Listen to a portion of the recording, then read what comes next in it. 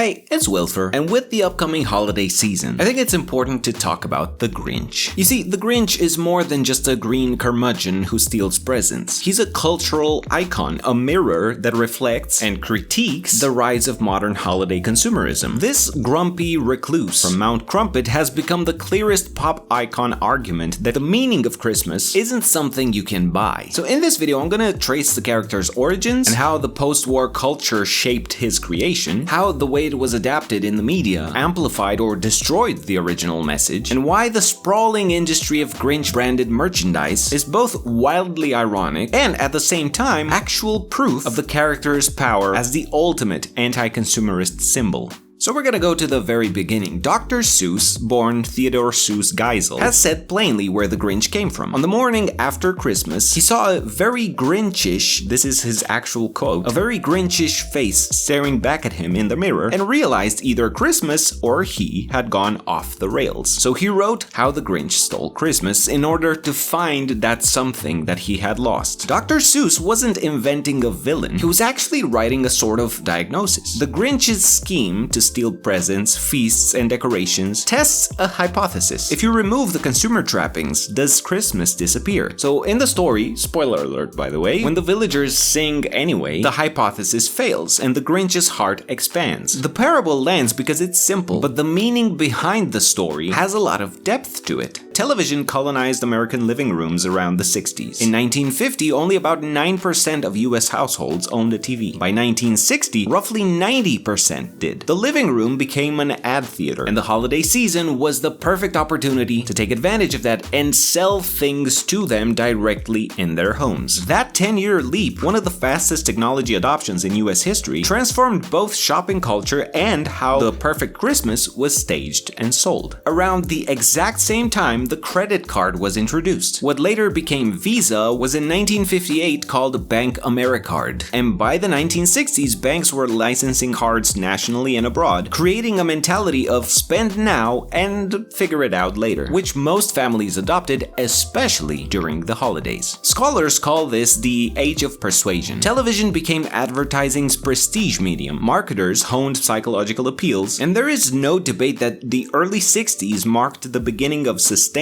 large-scale ad spending across TV, magazines, and radio. And the holidays were and remain the crown jewel of the calendar. If you have a monetized channel on YouTube, you can see this clearly in your analytics. The winter holidays are the best paying days of the year. So if Dr. Seuss's book was a critique of commercialization, when it was adapted as a television special was the first test of whether that critique could survive its most commercial medium. And the result was pretty ironic, because television, the engine of post-war consumer desire, kept returning each December to a story insisting Christmas isn't for sale. And slowly, the Grinch began to transcend literature and become embedded in the culture as a Christmas classic. Which brings us to the movie adaptations. Each film adaptation of How the Grinch Stole Christmas reflects the consumer climate of its era, and in doing so, subtly reshapes Dr. Seuss's original message. The 1966 animated special stayed closest to the book's moral core, a simple parable about rejecting materialism in favor of community and joy. By contrast, Ron Howard's 2000 live-action film starring Jim Carrey expanded the Grinch's backstory into a tale of social exclusion and trauma. In that version, Whoville's obsession with gifts and status becomes cartoonishly grotesque, and the Grinch's hatred of Christmas seems almost justified, a satire of suburban consumer culture at the turn of the millennium. But the 2018 Illumination adaptation, voiced by Benedict Cumberbatch, softens the critique dramatically. The Whos are cheerful and kind rather than vain or greedy. The Grinch is lonely, not bitter, and his transformation stems from emotional connection rather than moral revelation. Visually dazzling and meticulously merchandised, the film was itself a major retail driver for Grinch-branded products, from plush toys to holiday decor. In the process, the story's anti-consumerist edge was blunted. Its protest against commercialization transformed into a polished, family-friendly celebration that could easily sell on store shelves. What began as a moral fable warning against buying happiness thus became one of the holiday season's most marketable commodities. A paradox that perfectly illustrates how cultural critique can be domesticated by the very system system it once opposed. When you compare it to the original source material, the 2018 movie is, in my opinion, a gigantic blasphemy. Now let's talk a bit about numbers. Record retail totals winter after winter, Christmas marketing that starts before Halloween, and a streaming economy that treats holiday content like oil reserves. All of this makes the Grinch's attitude towards Christmas perfectly understandable. Even the character's own merchandising empire illustrates how companies will stop at nothing when it comes to selling a product. Unfortunately, there is no clear data on how much profit is made on the back of the Grinch IP, since licensors and trade groups don't release public market share data for character-branded Christmas merchandise. What is publicly visible, however, are the indicators of scale and reach. We can see things like annual licensing roundups that list dozens of new Grinch deals, recurring brand activations like Universal's annual Grinchmas, and the Dr. Seuss estate's reliably high licensing income, with the Grinch as its most valuable property. Together, all of those indicators confirm that Grinch merch is not niche at all. It's fair to say that it is a dominant seasonal character brand, even if we can't responsibly quote a specific percentage of the overall Christmas merch market. Post-war America built a holiday economy of unprecedented scale, powered by television, credit cards, and advertising. Today, November to December retail routinely approaches $1 trillion. What's interesting is that Grinch merchandise appeals to a very specific kind of consumer. People who want to signal that they're against Christmas, or at least against how commercialized it's become. There's a whole market for this kind of rebellion symbolism. People wear Che Guevara t-shirts without any real connection to revolutionary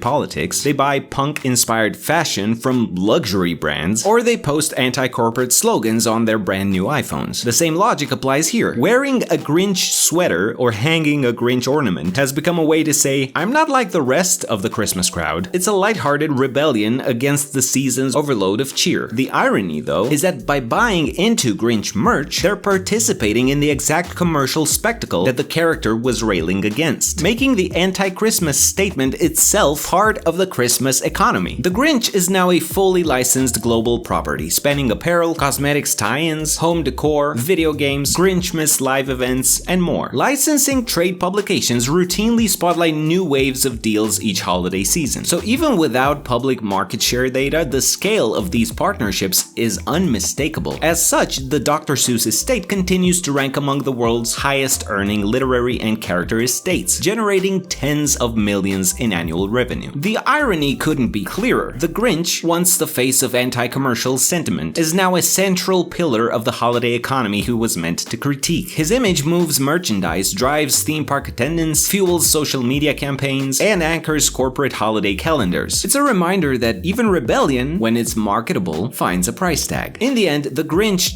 didn't just steal Christmas. Christmas stole him. What began as a sharp parable about rediscovering meaning beyond materialism has been folded neatly into the same machine it once mocked. Every December, we replay the same contradiction over and over again, consuming a message about not consuming. And somehow, it still resonates. If you enjoyed watching this video, you might enjoy the next one as well, so click up here to keep watching.